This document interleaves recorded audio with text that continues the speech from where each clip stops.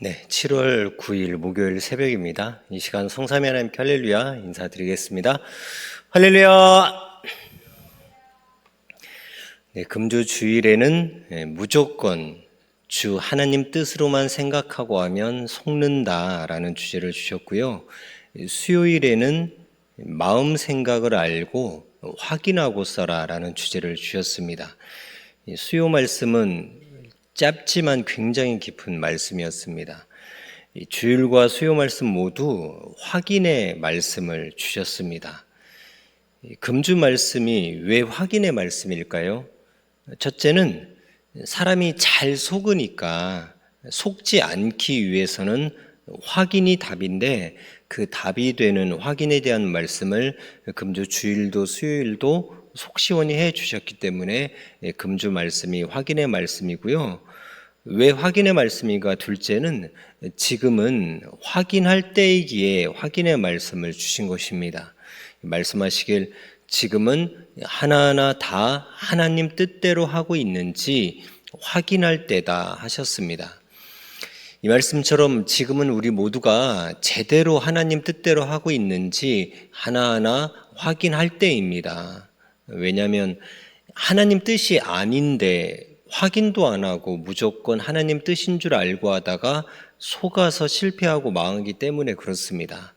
그래서 무조건 주 하나님 뜻으로만 생각하고 하면 속는다라는 주제 말씀을 주신 것입니다. 자, 그렇다면 무조건 하나님 뜻으로만 생각하여 속는 이유는 무엇일까요? 첫 번째, 자기 인식대로 생각하기 때문에 그렇습니다. 말씀하시길 사람은 자기가 좋아하는 쪽으로, 잘 되는 쪽, 희망의 쪽으로만 인식하고 생각하는 경우가 많다. 자기 희망이 이루어지길 원하니 다 하나님 뜻이라고만 생각한다. 인간 심리, 자기 중심이 자기를 실패하게 한다라고 하셨습니다. 그래서 사기당하기 좋은 사람이 어떤 사람인가 하면 잘 되는 쪽, 희망의 쪽으로만 보는 사람들이 사기를 잘 당하는 것입니다.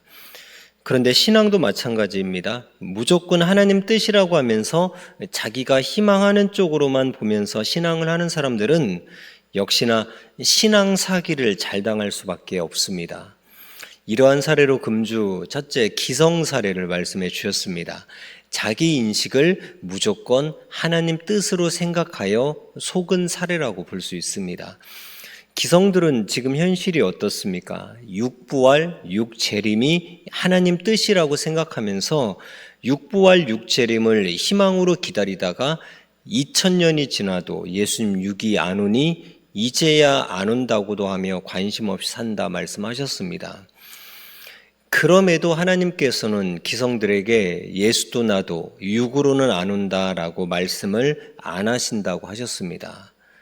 사기로 속아서 지옥에 가도 하나님은 그냥 속게 내버려 두신다라고까지 말씀을 하셨습니다. 그리고 성령님께서도 그릇된 것을 알면서도 좋아서 뛰고 날며 살게 그냥 두신다 하셨습니다. 그냥 제 주관대로 의지대로 살게 두신다라고 말씀을 하셨습니다. 이유가 뭐겠습니까? 첫째는 성경에 이미 다 쓰여 있기 때문에 그렇습니다. 육은 죽고 영이 승천하여 영이 온다고 이미 성경에 쓰여 있기 때문에 굳이 하나님과 성령님이 나타나셔서 소리를 치면서 말씀 안 하시는 것입니다. 두 번째는 하나님이 나타나서 소리쳐도 알아듣지 못하기 때문에 그렇습니다. 하나님은 영이시고 기성들은 육이기 때문에 직접 소리쳐 말씀하셔도 못 알아듣기 때문에 말씀 안 하시는 것입니다. 세 번째는 하나님은 반드시 그 시대에 보낸 구원자 통해서만 말씀을 하시기 때문에 직접 나타나 말씀 안 하시는 것입니다. 이 유대인들은 문자 그대로 시체 부활을 믿고 예수님 육신 강림을 기다리는 것을 보면 하나님께서 너무나 답답해서 직접 나타나 한마디 말씀을 하실 만도 한데 하나님께서는 한마디도 안 하시고 그저 예수님 통해 말씀하고 끝내셨습니다. 이 시대도 마찬가지입니다. 아무리 기성이 2000년, 아니 2만 년을 육재림 육부활을 기다려도 하나님은 오직 다시 오신 예수님의 육인 시대 보낸 사명자 통해 말씀하시기 때문에 속아서 설령 사망으로 가더라도 절대 그냥 내버려 두신다는 것입니다.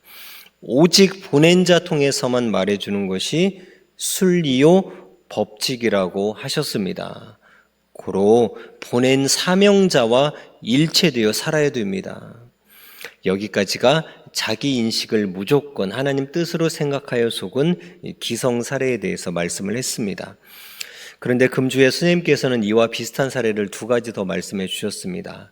자기 인식을 무조건 좋은 쪽으로 생각하여 속은 사례 두 가지를 더 말씀을 해 주셨는데요. 바로 두 번째는 우상 섬기는 자들을 말씀해 주셨습니다. 말씀하시길 우상을 섬기는 자들은 자기 인식으로 자기 신앙을 한다. 우상이 자기 모든 것을 돕는다고 한다. 이는 사실이 아니다.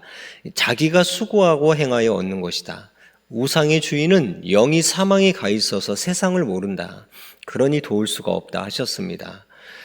그런데 이 말씀을 하시면서 우상을 섬기는 사람들처럼 섭리 안에서도 하나님을 믿고 주를 믿으면서도 자기 인식으로 자기 신앙을 하는 자가 많다고 하셨습니다. 그래서 세 번째 사례로 나간 자가 좋다고 하는 자에 대해서 말씀을 해 주셨습니다. 말씀하시길 전에 선미사를 따르다가 선미사를 배신하고 나갔는데도 그 자가 좋다, 그 삶이 부럽다고 인식하고 사는 자는 그와 같이 망한다. 인식을 바로 하고 오직 하나님께로 인식을 완전히 돌리고 살아야 된다. 그러지 않으면 섭리사에서 살아도 자기 인식대로 영이 온전히 살아나지 못한다 하셨습니다. 섭리 안에 살면서도 배신하고 나간 자가 부럽다고 인식을 하면서 섭리에 존재하고 있는 자체가 충격적이지 않습니까? 나간 자가 부럽다는 인식을 버리지 못하면 결국 부러워하는 자 따라서 나가게 되어 있습니다. 그래서 그와 같이 망한다라고 말씀하신 것입니다. 이러한 사람들은 어떻게 해야 이 인식에서 벗어날 수가 있겠습니까? 최근에 해주신 말씀에서 답을 찾을 수가 있습니다. 나간 자들에게서는 모순을 찾아야 된다 하셨습니다. 찾으라, 구하라, 얻는다 말씀에서 최근에 해주신 답입니다. 모순을 찾지 못하면 계속 후회가 들고 시험에 들어 결국 그들 따라 나가서 망하게 되는 것입니다. 여기까지 자기 인식을 무조건 좋은 쪽으로만 생각하여 속은 사례 세 가지를 말씀했습니다. 이처럼 무조건 하나님 뜻으로만 생각하여 속는 이유는 바로 자기 인식대로 생각하기 때문에 그렇다는 것입니다. 무조건 하나님 뜻으로만 생각하여 속는 이유는 무엇일까? 두 번째, 하나님 뜻이 가끔 있는 것을 모르기 때문에 그렇습니다. 말씀하시길 하나님의 뜻이 있는 일은 아주 적다. 하나님의 뜻이 있으면 하나님이 함께 하신다. 모두가 하나님 뜻은 아니다. 뜻 있는 것은 가끔 있다. 기적은 가끔 일어난다 하셨습니다. 그러니까 무조건 모든 것이 다 하나님 뜻으로 보기에는 하나님 뜻은 굉장히 가끔 있을 정도로 적다고 하셨습니다. 그러면서 들어주신 예가 바로 성경 속의 의인들이 악인들에게 고통당하는 사례들을 말씀해 주셨습니다. 성경 속에서 의인들이 악인들에게 고통당하는 사례들이 굉장히 많습니다. 그런데 하나님 믿는 자들은 그 모든 것들이 모두 하나님 뜻이라고만 생각을 한다는 것입니다. 그런데 안 당하는 것이 뜻이라고 하셨습니다. 대표적인 사례로 예수님 십자가 사건을 말씀해 주셨습니다. 주를 증거할 시대 관원이 한 명이 없어서 영광의 주로 가야 할 예수님이 십자가의 길로 가게 된 것이지 결코 십자가 길이 예정된 뜻길은 아니었습니다. 십자가 길이 예정된 뜻길이었다면 왜 고통을 준 자들을 하나님이 심판하셨으며 또 예수님을 판 가룟 유다는 차라리 태어나지 아니한 것이 더 나을 뻔했다라고 예수님 말씀을 하셨겠습니까? 뜻이 아니니까 저주하고 심판하신 것입니다. 그런데 이 시대도 마찬가지라는 것입니다. 이처럼 성경에 나오는 수많은 사례들조차도 모든 것이 다 뜻은 아니었고 뜻 있는 것은 손가락으로 뽑을 정도인데 하물며 나에게 일어나는 일들이 하나님이 개입할 만큼 뜻 있는 일들이 얼마나 되겠습니까?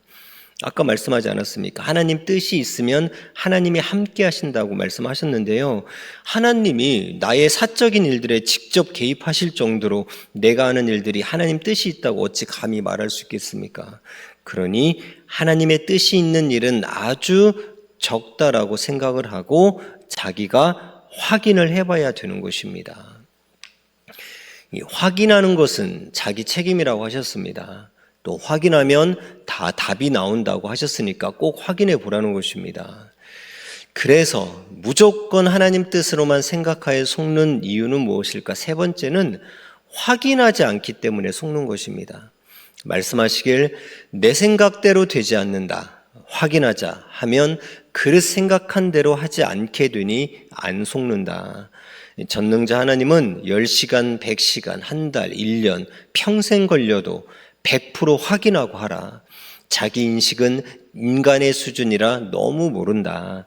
확인하는 것만이 신같지 않은 방법이다 하셨다라고 하셨습니다.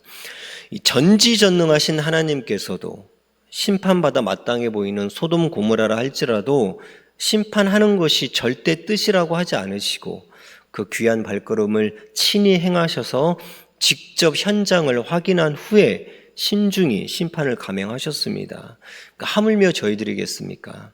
그런데 저희들은 어떻습니까? 두 번 생각 안 합니다. 그냥 하나님 뜻이라 생각하고 자기 촉을 믿고 밀어붙이는 일들이 많다는 것입니다.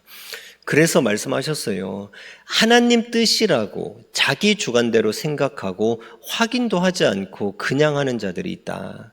선미사에서도 혼자서 선생 뜻이라고 판단하고 확인도 않고 사람들을 설득하여 행한다. 뜻을 분별하고 살아야 된다. 분별치 않은 그 뜻만 의식하면 큰일 난다. 심리적으로 스스로 뜻에 매여 살지 말아야 된다. 뜻 때문에 해를 받는 자가 세상에 너무 많다. 고로 뜻인가 확인해야 한다. 자기 무지, 자기 사고를 뜻으로 알고 하니 망한다. 확인이 답을 준다. 확인하면 하나님 뜻과 무관한 것이 많다. 확인하면 자기 의지, 자기 생각이 많다. 희망이 산 같아도 확인하길 바란다 하셨습니다. 이게 정리한다면 왜 확인하라고 말씀하시는 걸까요?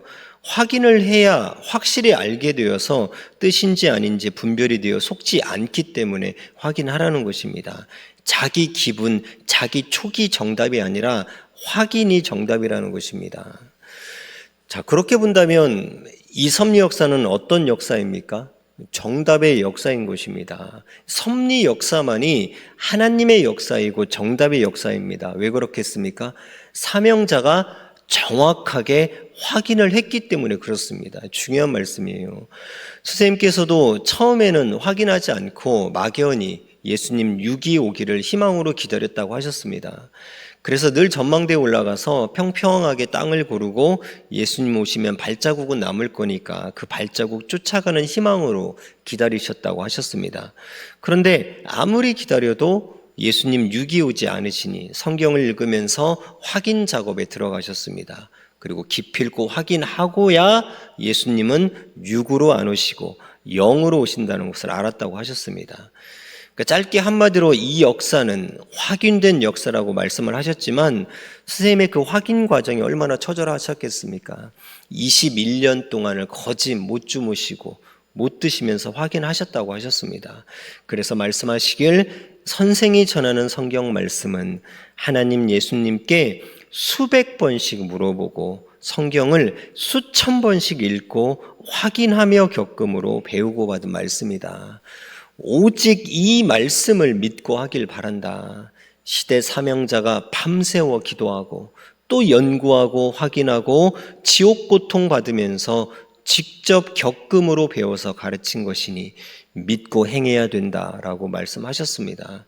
그리고 또 말씀하시길 내가 산에서 바위 틈에서 기도하고 수도 생활한 것처럼 여기서 여건 안 되는데도 다 해주고 있다라고 말씀하시면서 지금도 처절하게 가르쳐주는 책임을 다하시면서 귀한 말씀을 보내주고 계십니다.